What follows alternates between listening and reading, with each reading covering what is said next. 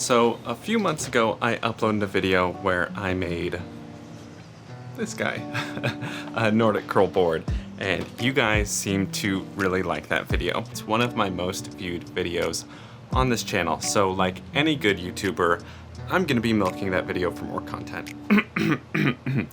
I mean, I'm going to be making some more content about that.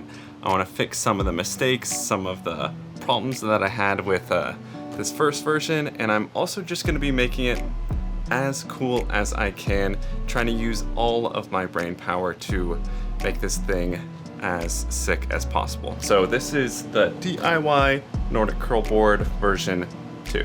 And really quick, before we get into the rest of the video, I wanted to show off some of my progress since the last video with Nordics, because frankly, you are the only one that would care about me being able to do this exercise. So let me show you real quick.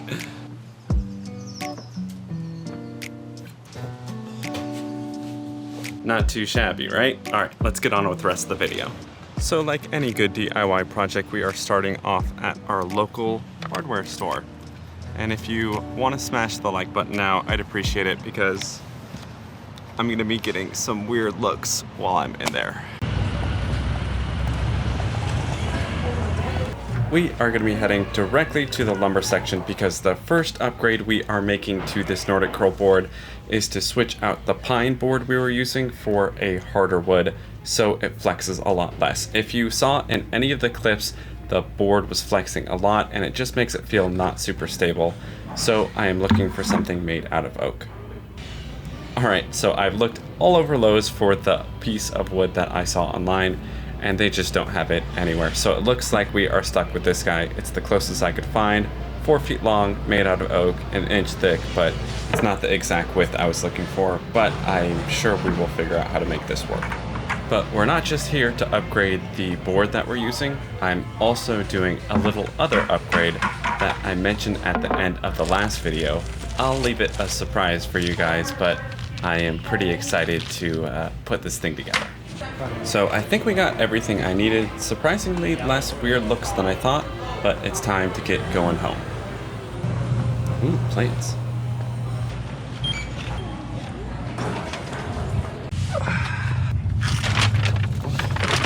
All right, successful trip. I'm sure I'll probably have to come back here at some point, and my freaking head is like bruised from the GoPro attachment. Let's show you how I'm gonna use all that stuff that I just bought.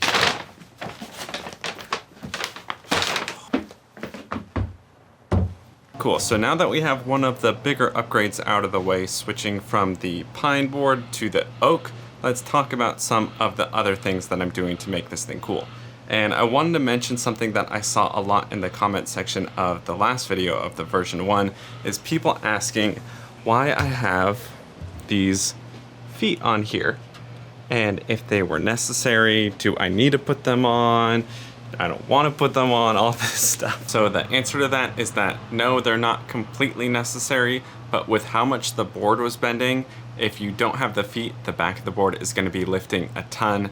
And also feet help if you have uneven surfaces like this ground. So we don't necessarily need feet for the new board over here, but I want to make this one super duper fancy, so I'm going to be designing and 3D printing some nice looking feet for the new board right now. All done. Let's get it into the printer. And while that guy is printing, we'll go ahead and take the old hardware that we're keeping and put it onto the new board with some movie magic. Ta-da! Remember how I said this was not wide enough? Well, it was not wide enough. So only 3 of the screws are screwed into this. Hey, what's up everyone? Editing John here, and what you could see here is me trying to justify not having to go back to Lowe's, because I really should have gotten a wider board or shortened this length of tubing that I was using to make the screws all fit, but thank you for not flaming me in the comment section. And I wanted to mention a suggestion that I got from Attila on the last video that said, don't cut the pool noodle, just slip it on. Some big brain stuff. That's what I did with this, so you don't have to cut it like this and it won't slide off accidentally like this one was always doing on me if I didn't have it oriented right.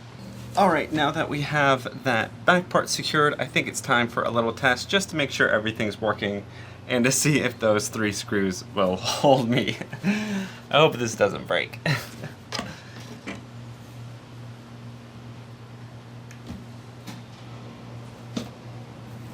Oh yeah. Alright, that feels way, way, way more stable than the last one. I also didn't mention that this board is like double or triple the weight of that old pine board, so just all around feels way more sturdy, way better. Let's talk about what my favorite upgrade is to this board, and first of all, I just want to say thank you for making it this far into the video. I appreciate you trusting that I'll be entertaining at some point. Sorry, it's not going to happen, but the last upgrade that we're doing is going to be making this board into a handstand cane board as well. So if you don't know what handstand canes are, they're basically just long sticks that people use to make them better at handstands. Now it sounds kind of counterintuitive. I've never actually used them, so hoping this works out well for me, but that is why I got all these extra metal pipes and fittings. I'm gonna go ahead and start assembling that, and then we're gonna cut my old board and use that to make the handles for it, so we're not wasting all of that good wood. Also, I don't think I mentioned, I made this guy removable with some Velcro, so I can access it easily and it won't fall off when I stand it up. There is one thing that's always annoyed me about this, that there's a little gap right there for a handle, but there's never been a handle in the wood part because I didn't trust the structural integrity of that pine if I drilled a hole right through it. But I think I might have to drill a little handle in this oak. I think it'll handle it, so. Need some sanding, but pretty cool. So we're almost done with the project. I have the 3D printed feet all printed out and ready to go on here. I'm gonna do that really quick.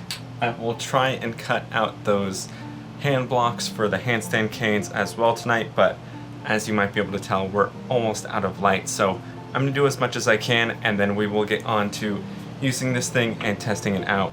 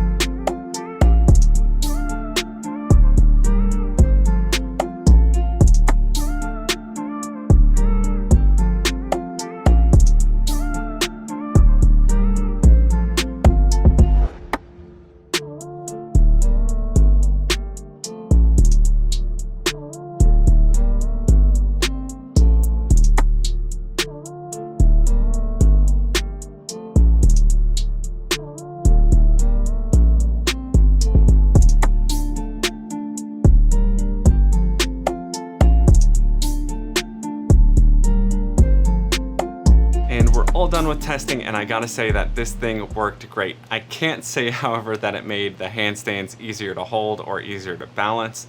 I'm sure there's a bit of a learning curve to it, but this was not super intuitive for me to pick up.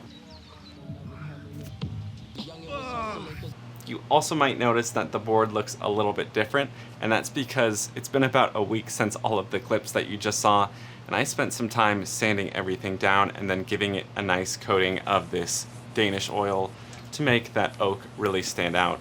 I also switched the handstand canes to be made out of oak instead out of pine because the pine that I was using actually broke on me while I was doing some pistol squats on it. I should have thought about that more, but all of my weight on a little piece of pine made sense that it broke. But I gotta say, overall, I think this project was a big success. This thing is way nicer than the first version. I might have overhyped it a little bit at the beginning of the video, but I still think this is pretty cool and I'm super happy with it. So I hope you enjoyed this video. If you liked the video, please give it a thumbs up. If you want to see the next video, hit that subscribe button. And until next time, good luck on your training. Peace.